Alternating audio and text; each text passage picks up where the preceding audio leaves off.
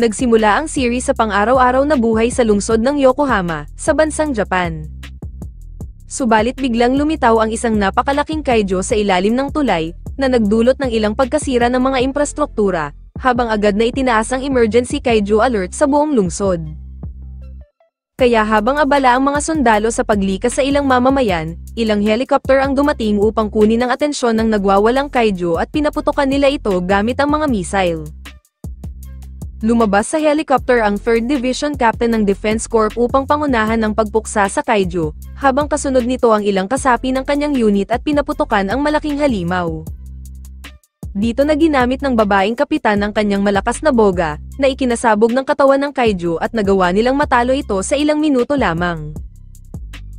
Kaya habang pinupuri ng mga mamamayan ang 3rd Division Defense sa pangunguna ng kanilang babaeng kapitan dahil sa kanilang kabayanihan, dito naman papasok ang ating bida na si Kafka Hibino, na isang miyembro ng cleanup crew at nakatoka sa pag-aalis sa pinaslang na halimaw.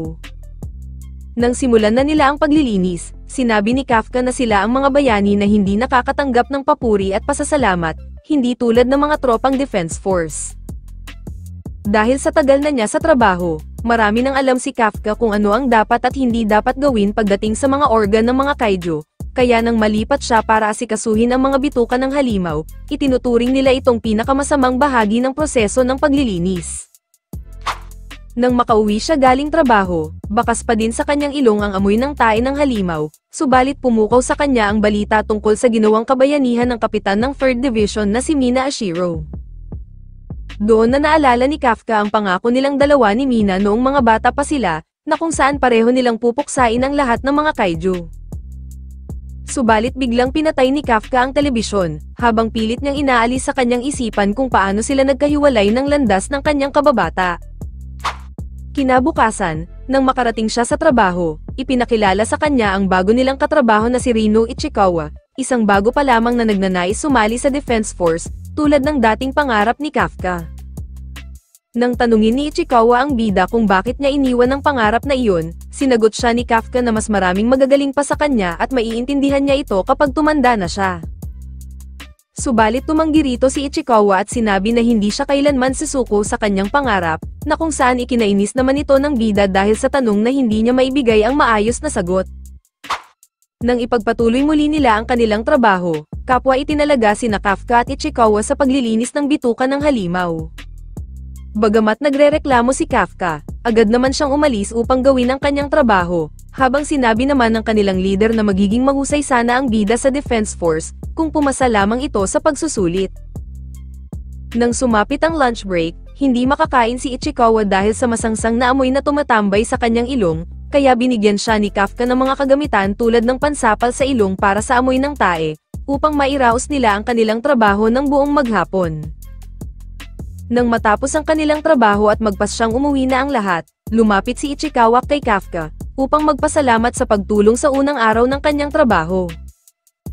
At dahil alam ni Ichikawa na hindi pa tuluyang sumusuko si Kafka, sinabi rin niya ang isang balita na itinaas na ang age limit para sa mga nagnanais pumasok sa Defense Force. Subalit habang nagpapasalamat si Kafka sa kabaitan ni Ichikawa, biglang sumulpot ang isang yojo sa likod ni Ichikawa upang siya ay kainin, buti na lang ay mabilis siyang nailigtas ng bida.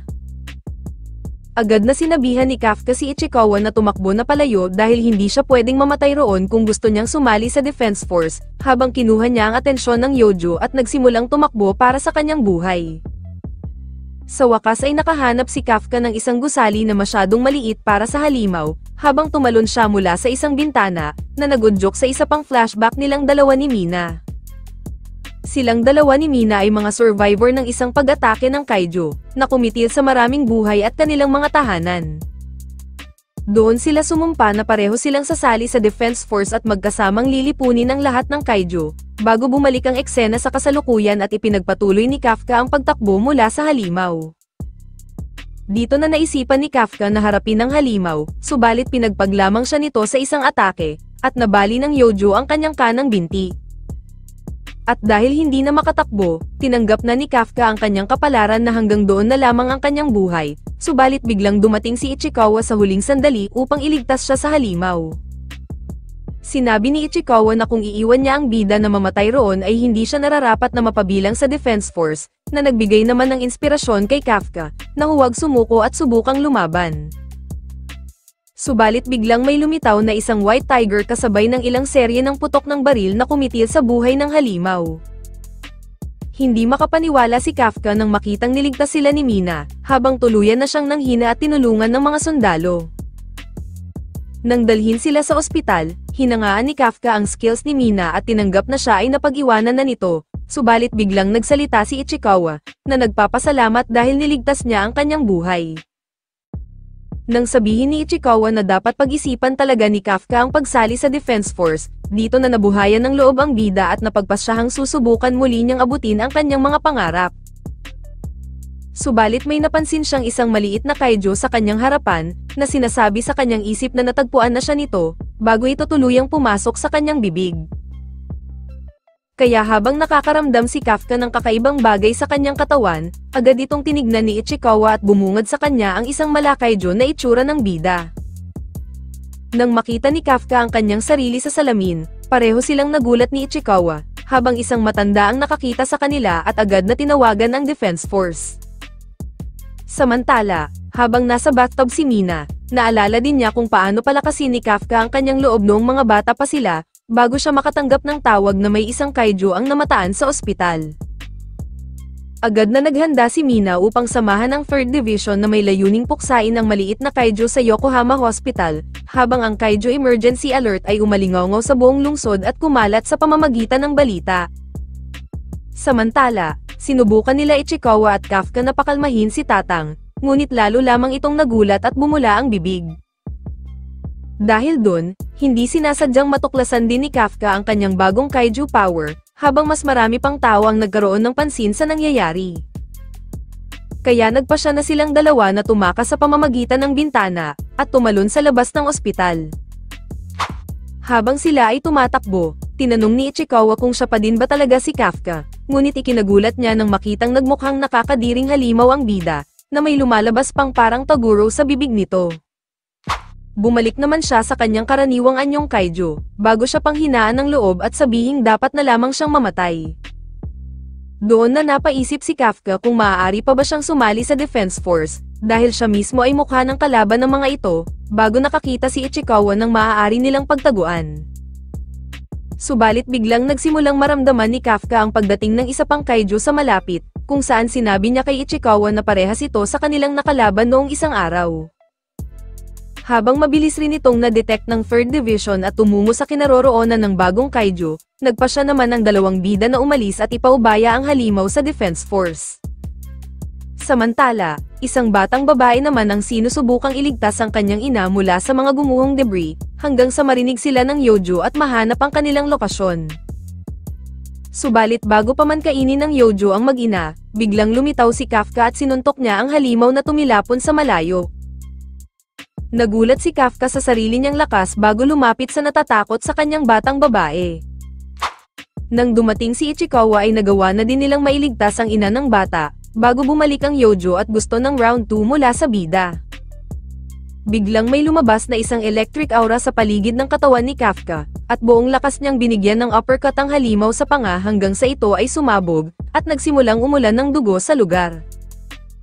Bagamat natatakot pa rin sa kanya, sinubukan pa rin kausapin ni Kafka ang bata at sinimulan pakalmahin. Gayunpaman, nagpasalamat sa kanya ang bata sa ginawa niyang kabayanihan, na nagpaalala sa kanya noong pinasalamatan din siya ni Mina. Ito ay nagresulta sa isang hinaharap ni Kafka na magkasama silang dalawa ni Mina sa Defense Force, bago niya sabihin kay Ichikawa na hindi siya susuko sa kanyang pangarap, habang bahagya siyang bumalik sa kanyang pagiging isang tao. Pagdating ng 3rd Division sa pinangyarihan ng insidente, nagtataka sila kung ano ang nangyari doon. Kinausap at pinakalma ni Mina ang batang babae, sa pamamagitan ng pagsasabing lilipunin niya ang lahat ng kaiju. Subalit sinabi ng bata na huwag nilang sasaktan ng mabait na kaiju na nagligtas sa kanilang mag-ina, na labis na ikinagulat ni Mina. Lumabas sa balita ang anyong kaiju ni Kafka at pinangalanan itong kaiju number 8, habang ibinahagi ni Ichikawa na 3 buwan na ang nakalipas, mula nang si Kafka ay maging unang kaiju sa kasaysayan na nakatakas mula sa Defense Force. Sinabihan naman si Ichikawa ng kanilang boss na dumating na ang resulta ng kanilang entrance exam ni Kafka para sa Defense Force, na kung saan natuklasan niyang nakapasa siya sa unang yugto ng pagsusulit. Habang ang mga katrabaho nila ay naniniwala na deserved ng bida ang makapasok sa Defense Force, agad na umalis si Ichikawa upang ipaabot kay Kafka ang masayang balita na nakapasa din siya sa pagsusulit. Subalit nagalit sa kanya si Ichikawa dahil sa paglalantad ng kanyang kaiju form habang nasa publiko, kung saan humingi naman si Kafka ng paumanhin rito. Nang tuluyan ng bumalik si Kafka sa anyong tao, sinabi niya kay Ichikawa na palagi siyang nakakapasa sa unang yugto ng pagsusulit, subalit pansin niyang sa ikalawang yugto siya palaging nabibigo.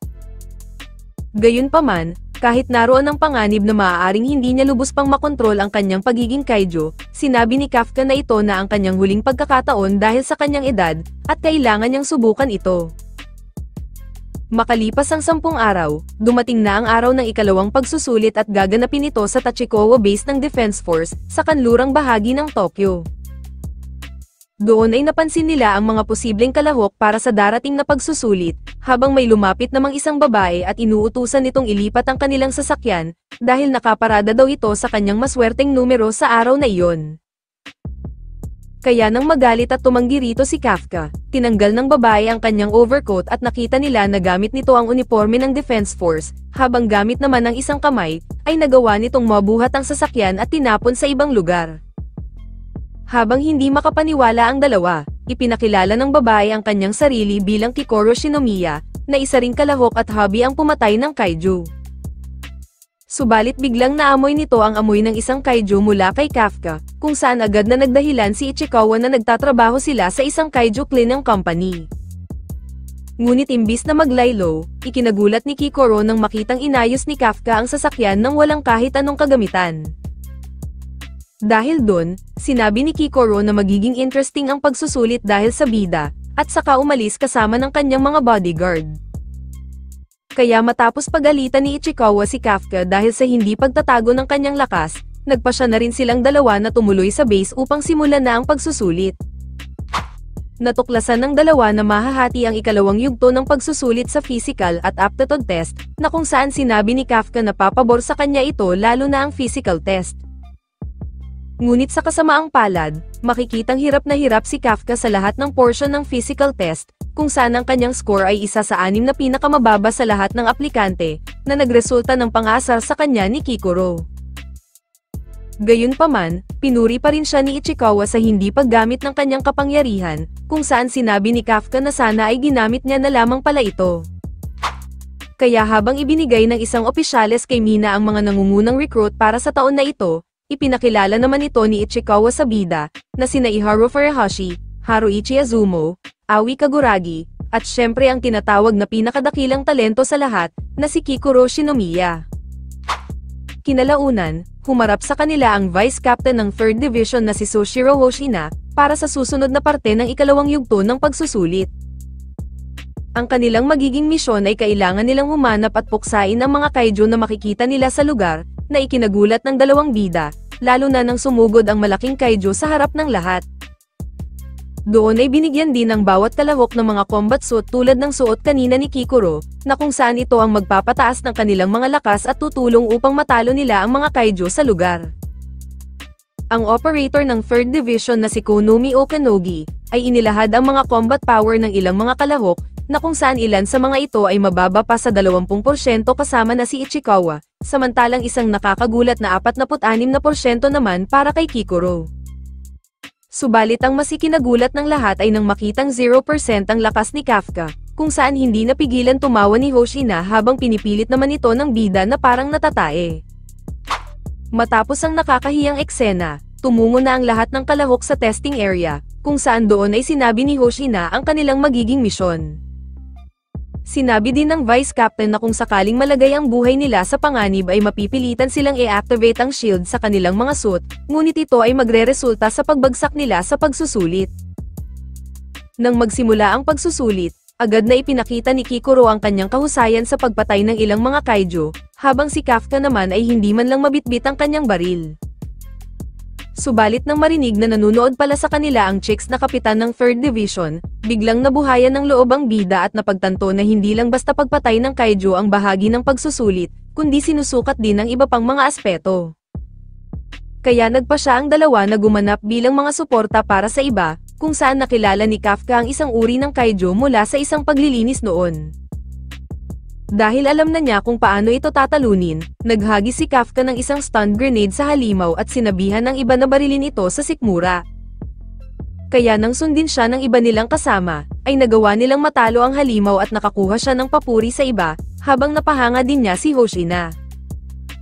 Dahil doon ay lumaki ang pag-asa ni Kafka na magtatagumpay siya sa pagkakataong ito, subalit biglang sumulpot ang isang kaiju mula sa kanyang kanan, na nagpatilapon sa kanya at nagdulot ng ilang pinsala.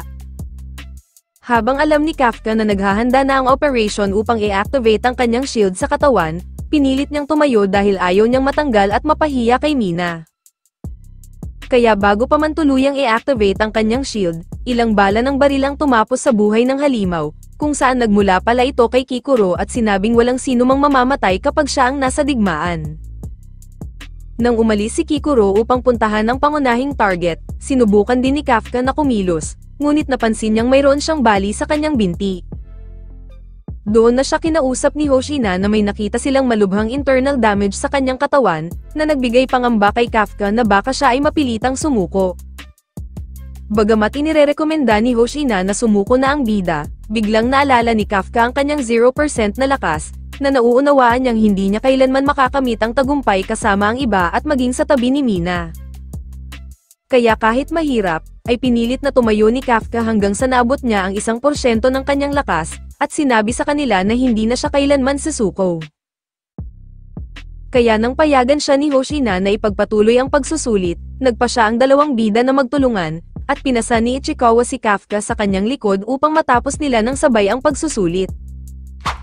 Habang plano nilang habulin si Kikuro, mabilis naman itong tumatakbo patungo sa pangunahing target at pinapatay ang lahat ng mga halimaw na kanyang madaanan, na hindi humihingi ng tulong mula sa iba. Hanggang sa matunton niya ang kanilang pangunahing target na tinatawag nilang Hanjo, kung saan nagawa niyang makalapit agad rito at barilin ang loob ng katawan upang tuluyang matalo ang halimaw. Ito ang naging hudyat ng pagtatapos ng pagsusulit, kung saan labis itong ikinadismaya ng dalawang bida, lalo na si Kafka. Kinilala din ng kapitan at bise-kapitan ang natatanging galing ni Kikuro, kung saan sinabi nila na matutuwa ang ama nitong si Director Shinomiya, ang director ng Kaiju Defense Force. Subalit bago pa man makaalis si Kikuro, isang humanoid na kaiju ang lumitaw sa kanyang likuran at inatake siya nito sa kanyang kaliwang dibdib. Kasabay din nito ang muling pagkabuhay ng mga pinatay nilang halimaw sa paligid, na ikinagulat ni Ichikawa at Kafka. Habang binubuhay din nito ang namatay na Hanjo, ikinagulat ni Kikuro na nakakapagsalita ang humanoid na kaiju at napansin ang kanyang kakaibang combat suit. Sinubukan nitong barilin ni Kikuro ngunit siya ang pinagbabaril nito sa katawan, habang matapos ang matagumpay na pagbuhay sa Hanjo ay agad din itong naglaho. Habang tanging mga sigaw lamang ang kanilang naririnig mula kay Kikuro, natuklasan din nila na mas lalong lumakas ang mga binuhay na kaiju, kaya nagpasya na sila Mina at Hoshina na kumilos at ipinag-utos na sabihan ang lahat ng kalahok na lumikas. Gayunpaman, tumanggi si Kikuro sa utos at sinabi na kung walang pipigil sa Hanjo ay maraming tao ang mamamatay. Kaya matapos maalala ang mga salita ng kanyang ama, naglakas loob siyang ipagpatuloy ang pakikipaglaban sa kabila ng kanyang masamang kalagayan, subalit hinawi lamang siya ng halimaw na parang ipis. Doon na pumasok ang isang flashback ng isang batang Kikuro, na kahit noon pa man ay ipinapakita kung gaano na siya kagaling sa pag-aaral. Bagamat nakakakuha siya ng mataas na marka, ang kanyang ama ay nananatiling malamig sa kanya at muling pinaalalahanan na mag-focus lamang sa susunod na layunin, at maging perpekto para sa ikabubuti ng buong bansa. Kaya kahit masama na ang kanyang kalagayan, pinilit pa rin ni Kikuro na lumaban sa halimaw upang mapasaya ang kanyang ama, subalit ito lamang ay nauwi sa mas malaking pinsala at ikinabali ng kanyang kanang braso. Habang sina Mina at Hoshina ay patungo na upang pigilan ang halimaw, nakita nila na ito naman ay biglang nagkaroon ng mga panibagong sungay, na nangangahulugang ito ay magpapakawala ng malakas na atake. Kaya nang sinimulan na ng halimaw na maghanda sa isang malakas na atake, doon na tinanggap ni Kikuro ang kanyang kapalaran habang umiiyak at humihingi ng paumanhin sa kanyang ama. Subalit biglang dumating si Kafka sa huling sandali na ikinagulat ni Kikuro, habang inilunsad na ng Hanjo ang isang napakalakas na atake, na nagresulta sa malakas na pagsabog. Sinangga lamang ni Kafka ang malakas na atake ng halimaw kung saan hindi makapaniwala rito si Kikuro, lalo na nang mag-transform ang bida sa pagiging isang kaiju number 8. Samantala, habang nagtataka ang ilang examinees sa nangyaring pagsabog, si Ichikawa naman ay makikitang hinahabol ang bida, na kung saan isang flashback ang ipinakita na biglang nawala si Kafka matapos marinig na si Kikuro ay nasa panganib. Nang magtaka si Kikuro kung anong nangyayari, agad namang nagmakaawa sa kanya ang bida na itago ang kanyang kakayahan, bago nito hawiin muli ang isa pang malakas na atake ng halimaw. Muling binalot si Kafka ng isang electric aura sa kanyang buong katawan, na kung saan nagtala ito ng isang 9.8 na record sa talaan ng mga opisyales, na itinuturing nilang isa sa pinakamalakas na kaiju sa buong kasaysayan. Subalit dahil nasira ang kamera ng drone sa nangyaring malakas na pagsabog kanina, ay hindi nila matukoy kung ano ang itsura ng nasabing halimaw. Humingi ng paumanhin si Kafka sa halimaw dahil tatapusin niya ito sa isang suntok lamang, kung saan ito nga ang sinapit ng kawawang Hanjo, at tumalsik ang mga parte ng katawan sa buong paligid. Mabilis na lumapit si Kafka kay Kikuro upang masiguro itong maayos, ngunit bigla siyang kinutongan ni Ichikawa dahil sa kanyang kapabayaan, habang nawalan naman ng malay si Kikuro. Matapos ang nangyaring insidente, dumating sina Hoshina at Mina sa bangkay ng Hanjo, at kinilala nila ito na pareho sa nangyari sa Yojo noong nakaraang 3 buwan. Habang nag-uusap sina Kafka at Ichikawa tungkol sa kanilang mga pangarap at kanilang mga inaasam para sa resulta ng pagsusulit, biglang dumating si Mina upang magpasalamat sa ginawa nilang pagtulong kay Kikuro upang maging ligtas ito. Umalis din naman si Mina matapos yun, habang nagpasya naman si Kafka na maghintay hanggang siya ay maging opisyales, bago niya sabihin ang kanyang nais sa kanyang kababata. Samantala, bumisita naman si Hoshina kay Kikuro upang sabihin ang nangyari matapos siyang mawalan ng malay. Subalit nang maalala ang hiniling sa kanya ni Kafka na panatilihing lihim ang sikreto nito, sinabi niya kay Hoshina na siya ang tumapos sa buhay ng Hanjo. Sa isang banyo sa Tokyo, makikitang nakikinig ng balita ang humanoid na kaiju at hindi ito makapaniwala na walang nasaktan sa ginawa niyang insidente. Nang marinig niya ang tungkol sa kaiju number 8, bigla siyang nakatanggap ng tawag at nag-transform siya sa pagiging isang tao upang kausapin ito. Lumabas ang halimaw sa banyo, kung saan ang tumawag pala rito ay ang mga dating katrabaho nila Kafka at Ichikawa sa cleaning company, at wala silang malay na may katrabaho na pala silang isang halimaw. At dito muna nagtatapos ang ating anime recap. Like and share naman dyan. Maraming salamat sa panonood.